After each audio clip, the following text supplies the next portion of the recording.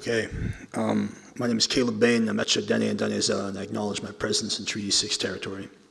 I'm the Executive Director of the Keepers of the Water Society, and I'm a Treaty Indian. I come from Treaty 8 territory in northeastern British Columbia. These are the lands of my ancestors, and in particular the lands of my mother, who's here tonight. So Masi-cho Mom for bringing me here and bringing such a sacred and beautiful treaty relationship into my life. What I've been asked to do is to challenge you and provide you with ideas that make you think about things in a new way. And so what I've chosen to do is share with you an idea that's been percolating in my mind for 4.5 years.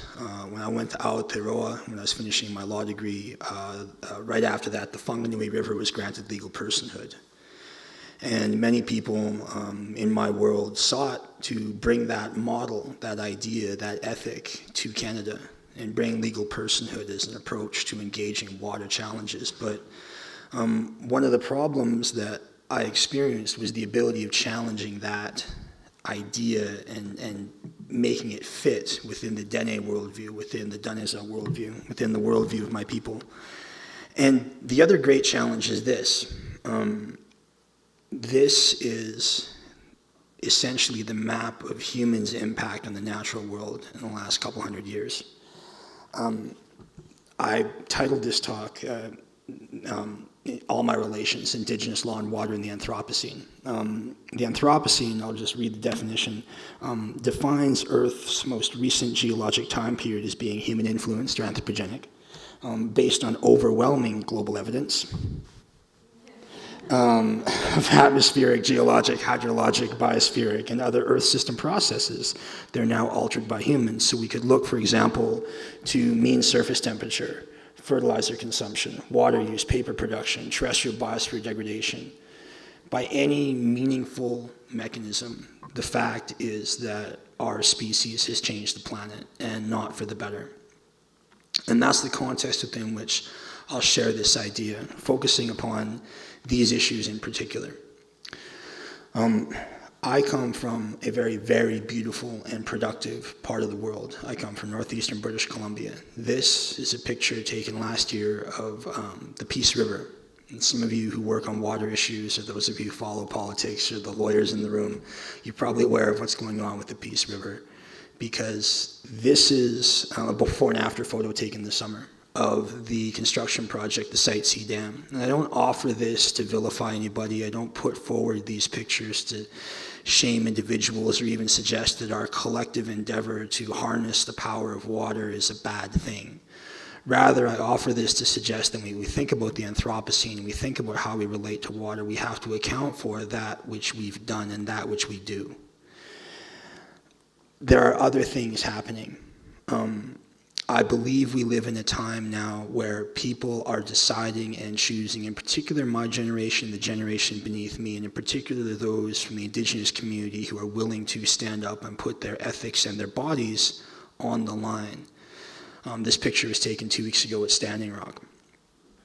And I think it speaks to something bigger than just the simplistic narrative that we the world, we have dominion over nature. I think this picture and the people participating in it represents a call that defines and will define our time.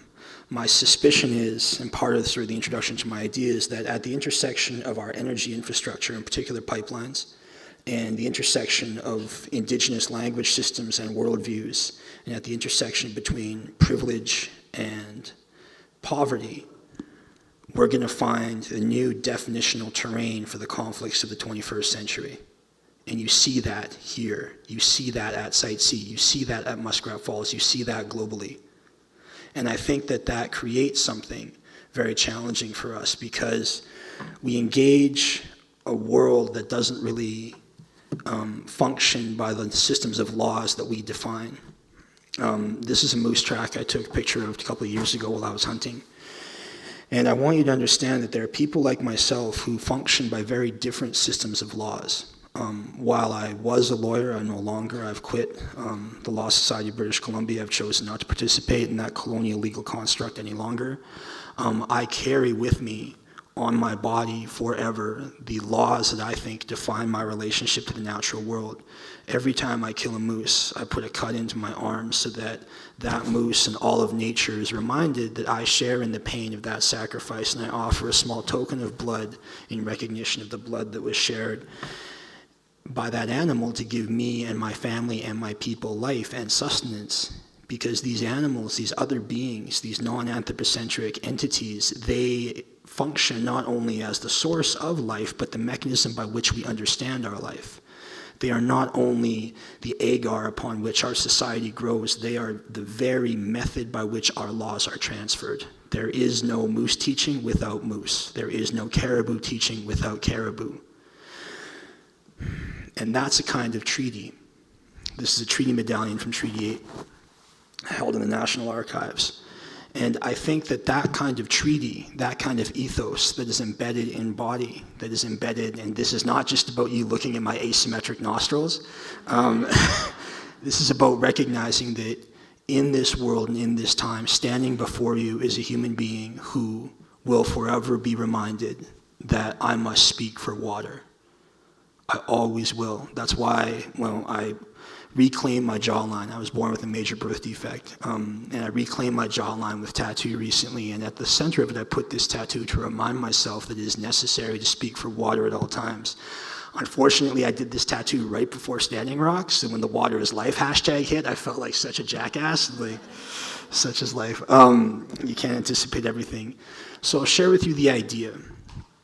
This is a map that was created 30 days ago during the Standing Rock protest by a user on Imager, and I just referenced him below. And my idea is that what if we not only understood water as the veins of a given nation state? You know, that's one way to conceptualize of water. But what if we thought of water as families? In the Dene worldview, and the reason I didn't try and bring over the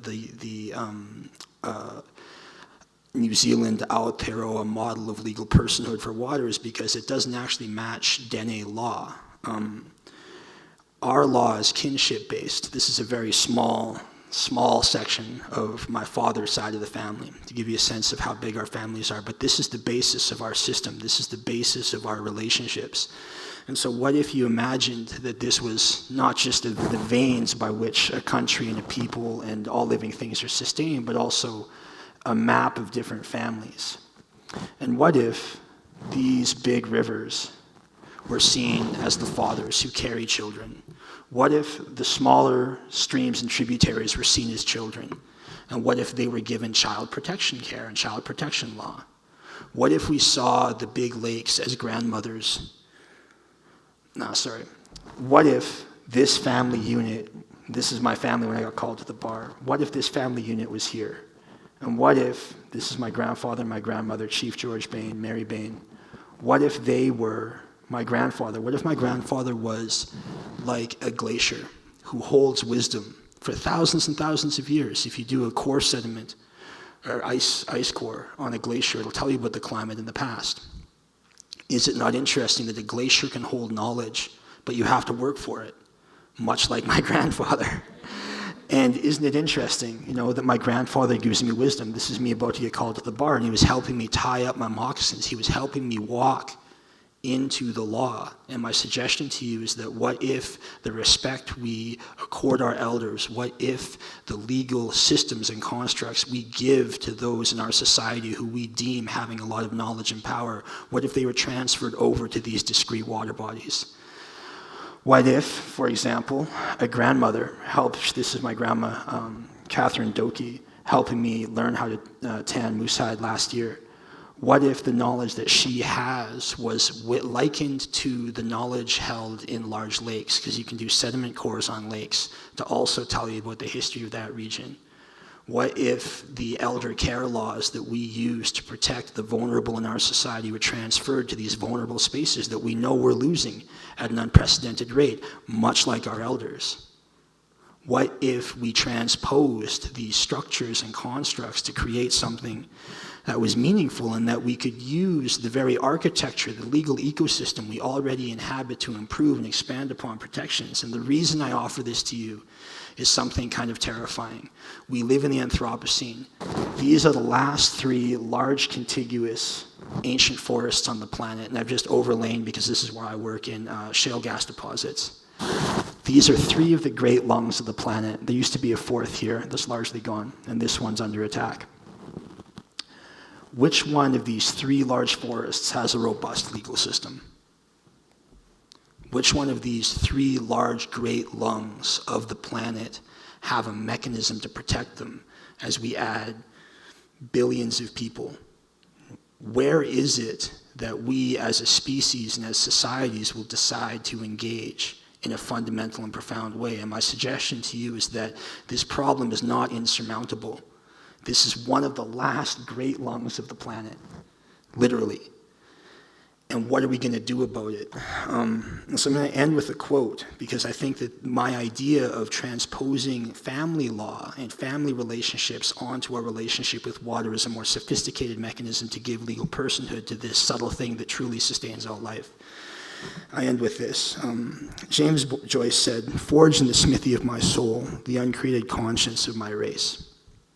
And I would suggest that perhaps in this time, given the scope and scale and gravity of this problem, we forge in the smithy of our society the uncreated ethic that is necessary for this time. My proposal is that this ethic will affirm our shared relationships to one another. It will affirm the simple truth that water is life. And it can be built with existing institutions, existing laws, and an affirmation of existing relationships that we all share, just like we share connections to the global problems and just like we share a connection to water itself. Thank you.